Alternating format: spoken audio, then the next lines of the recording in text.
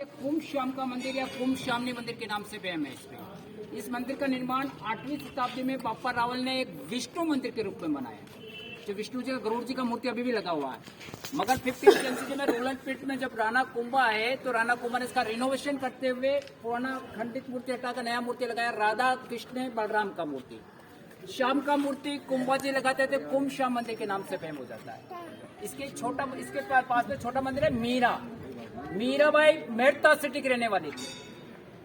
यहाँ से नागौर के पास में मेड़ता सिटी, और मेड़ता सिटी में एक कुड़की नाम का गांव है जहाँ मीरा रहा करती थी। और बचपन में ही उनके फादर दादी का जो डेथ हो जाता था, वो मीरा उनके ग्रांड मदर के साथ मीरा बड़ी होती है। ग्रांड मदर शुरू से धार्मिक प्रवृत्ति के थे और कृष्ण भक्त। जाहिर मीरा का बचपन उसमें गुजरा तो धार्मिकता के प्रति रुचि बढ़ेगी। एक बार साधुओं को भोजन के लिए आमंत्रित किया उनके ग्रैंडफादर ने, तो एक साधु जी ने कृष्ण जी की मूर्ति के साथ पूजा करके फिर भोजन पाया। तो मीरा ने बचपन में 3 साल की उम्र में जिद मारा कि मूर्ति मेरे को चाहिए। काफी समझाने पर भी मीरा नहीं मानी तो उनको मूर्ति दे दी गई। मीरा इतनी खुश हुई कि महल के कक्ष में स्थापना करके रोज पूजा अर्चना करना ऐसा होता रहा। एक दिन महल की बालकनी से मीराबाई को शादी का नजारा देख रही थी दादी माँ के साथ। तो दादी माँ से पूछ बेटी दादी माँ क्या हो रहा, तो दादी माँ ने जवाब दिया दूल्हे की बारात निकल रही है। तो सेकंड क्वेश्चन मीरा ने उसी वक्त बचपन में कर दिया कि मेरा दूल्हा कौन होगा।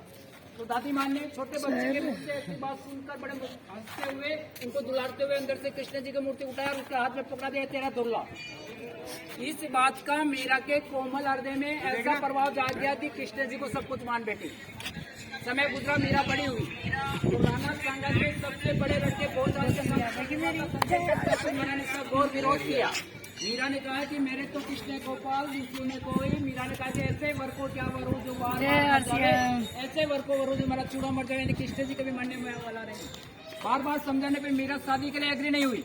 मगर दादा दादी के पोस्ट डालने पर, बड़े बुजुर्ग को समझाने पर, उनका आदर और सत्कार रखते हुए मीरा ने शादी के लिए नहीं चाहते हुए भी हाँ बोल दिया।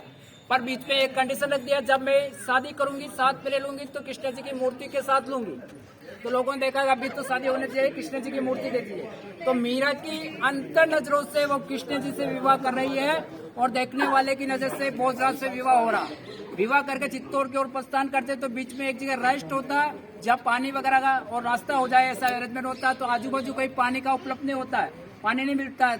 तो भोजराज के दिमाग में क्या है कि मीरा की टोली के पास आकर मीरा को बोला कि हमने सुना आपने कृष्ण जी की भक्ति के खातिर शादी करने से इनकार कर दिया। भक्ति कितनी आत्मिकता से करते हो आप, और कितनी प्रेम से, कितनी लगन से, कितनी श्रद्धा से करते हो। आज हम देखना चाहते हैं, यदि आपके कृष्ण जी अभी इसी वक्त बिगर मौसम पानी गिरा के बता दें तो हमेशा के लिए मेरा वादा है कि आपको कृष्ण जी के हवाले कर दूंगा। ऐसा भोजराज का कहना हुआ। मीरा का डोली से उतरना हुआ, आसमान की ओर देखना हुआ और कृष्ण जी को पुकारना हुआ। उसी वक्त बिगर मौसम के पानी का आना हुआ। तब से भोजराज का हृदय पिघला और दुनिया की नजर में जरूर एक हस्बैंड के रूप में आए, मगर उनको पूरी तरह फ्रीडम करते हुए उनके लिए अलग से मंदिर का अरेंजमेंट कराया गया और पूजन सामग्री के हमेशा के लिए आदेश दे दिए गए। मीरा पीरियड से भी निडर होकर या कृष्ण भक्ति करने लगी। यहाँ तक कि उनके भजन इतने पॉपुलर हो गए कि आजू बाजू से साधु महात्मा सुनने के लिए आने लगे। ऐसी भक्ति के एक चरम सीमा पर मीरा थी, तब अचानक उनके हस्बैंड का किसी नेचुरल बीमारी के खातिर जो डेथ हो जाता है, तो उन्हीं का छोटा भाई विक्रमादित्य जब राजगद्दी पे बैठता तो उनको ये चीज पसंद नहीं आती कि हमारी राजघराने की बहू होकर हम लोगों के साथ भजन कीर्तन करना या साधारण वेशभूषा में रहना या बिगर ऑर्नामेंट्स के रहना। मीरा को बार बार समझाया आप राजमहल में रहकर भक्ति कीजिए, मगर मीरा ने कहा कि महलों से, धन दौलत से हमें कोई मतलब नहीं। बार बार समझाने पर मीरा महलों में रहने से, अच्छे वस्त्र, अच्छे आभूषण पहनने से मना करती रही। तो उन्होंने देवन देखा कि हमारे बार बार बात नहीं मानते और हम अपमानित होते हैं, क्यों ना इनको मार दिया जाए। सार्वजनिक रूप से मार सकते थे, एक राजा था, मगर एक लोगों का विरोध झेलना पड़ता है। तो इसमें इनडायरेक्ट में मारने के लिए और राज परिवार द्वारा जो भोग के लिए प्रसाद जाता, जो खीर का प्रसाद गया, उसमें पॉइजन मिलाया गया। मीरा ने जब कृष्ण जी के भोग लगाकर जो भोग लगाया तो कृष्ण जी की मूर्ति पूरी ग्रीन हो जाती है।